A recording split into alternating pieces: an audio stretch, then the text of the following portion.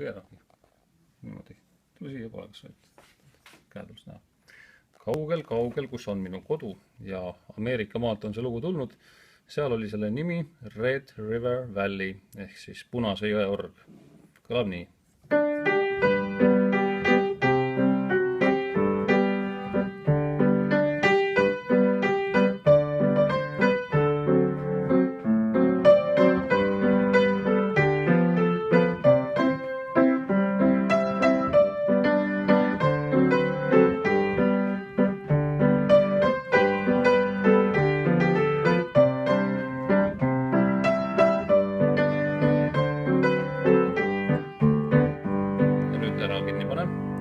Sina mängi seda kahe käega jälle meloodiat ja vasakus käes sa mängid ainult ühte nooti ja see on D-noot.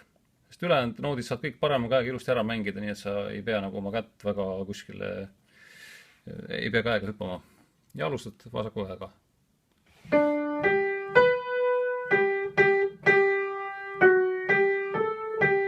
Ja hoia sõrme niimoodi, et sul G peal on pöial ja siis Fis-nooti saad mängida ka selle sõrmega. Aga see pöial on kogu aeg siin nagu valmis.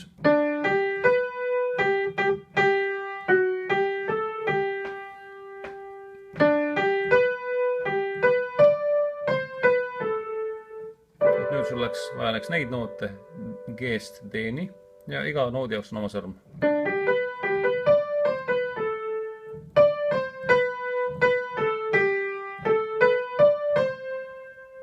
Ja nüüd tuleb tõsta kätt natukene kõrgemale, et nüüd hakkad väikse sõrmega siit E-noodist.